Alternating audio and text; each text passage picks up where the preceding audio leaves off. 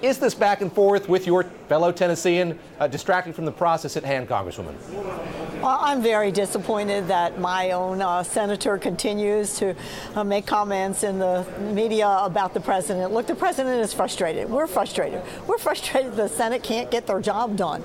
We have sent numerous policies over there, including a very conservative budget, the most conservative in 20 years, that begins to cut mandatory spending, the things that people expect us to do.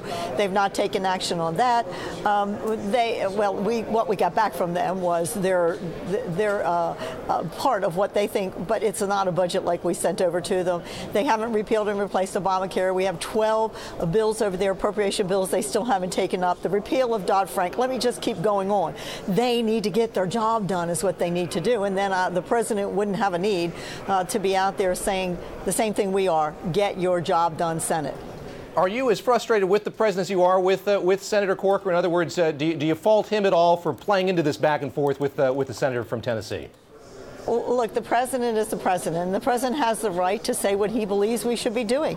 All the other presidents before us, I've been up here for 6 years, President Obama would tell us what we should do over here. But we're going to do what we are by Constitution demanded to do, and we're doing our work here, and I'm very proud of the work that we're doing.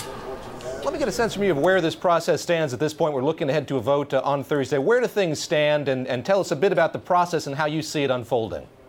Yes, well, of course, we had a budget that we did here in the House of Representatives that I led a committee on, and that we got a vote out of the committee that was all members of the Republican Party, and we were able to pass it on the floor.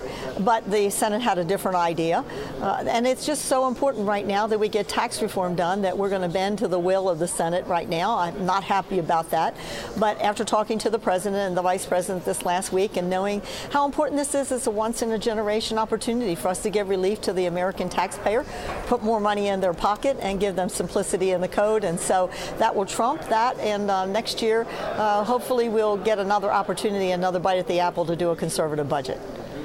Congresswoman, you've talked about the need to still turn dials when it comes to tax reform. That was brought up in the context of proposed changes to the 401k, a part of the tax code. Are you seeing those dials being turned? There's been some commentary that the president, by interjecting himself into this process, has limited the extent to which you and your colleagues can turn those dials.